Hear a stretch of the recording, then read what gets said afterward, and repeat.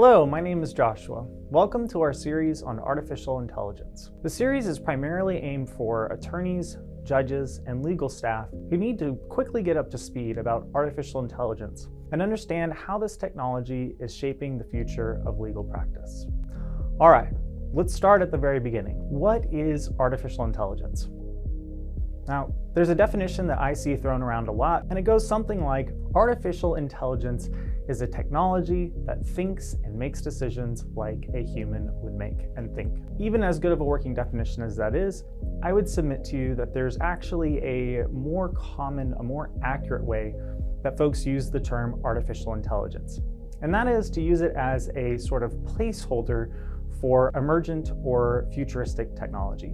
So if you think of something that we think of as being 5 years on the horizon, technology that's not quite perfected yet, maybe it hasn't fully come to market, but we know that it's coming, that's the technology that we most frequently call artificial intelligence. The interesting thing is, as soon as it comes to market and a company brands that technology, we tend to stop referring to it as a form of artificial intelligence, even if that's what we've been calling it for years before.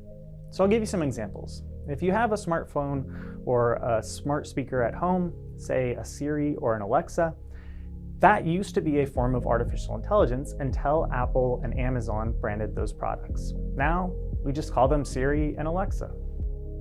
If you're texting on your phone and your phone starts suggesting the next word, we call that autocomplete or word prediction. Now, that is still a form of artificial intelligence, but we've now attached a different label. We've attached a brand to it.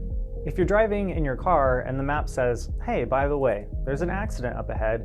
If you go this other route, you might save 10 minutes on your drive. We just call that Waze, or we call it Apple Maps or Google Maps. But this is also a form of artificial intelligence. The reason why I'm making this point is because when somebody starts saying that they are using AI, especially if you're talking to a software vendor or a service provider, and they're saying, yeah, we use AI, it's helpful to drill down into what they actually mean when they say AI. You should immediately think, aha, that's a fairly vague and nebulous word. What is this person really talking about when they say the word AI? All right, so that's a foundational thing to consider. Remember when we talked about one of the common definitions of AI as a technology that learns how to think and make decisions? Well, machine learning is the underlying core technology that allows that prediction and decision-making process to happen. The example that we had of word prediction on your phone, that is actually powered by a form of machine learning. The mathematical model learns that if you type these words in a certain order, there's a high likelihood that one of these 3 words comes next. If you're driving your car and another car starts to merge into you, and your car automatically swerves out of the way to avoid the accident, that safety feature is powered by a form of machine learning. The model powering that car swerving has actually learned the basic rules of traffic, and that other cars merging into you, that's a bad thing, and the correct action to take is to swerve away.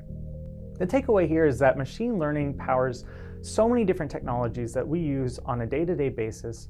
We don't necessarily call it AI in our day-to-day lives, but the main thing to understand is that this technology is already essentially ever-present in our day-to-day lives.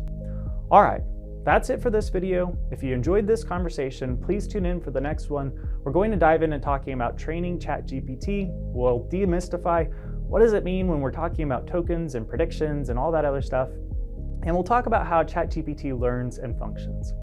Once again, my name is Joshua Weaver. I'm the director of the Texas Opportunity and Justice Incubator, or TOJI. This video was also brought to you in collaboration with the Texas Bar Practice.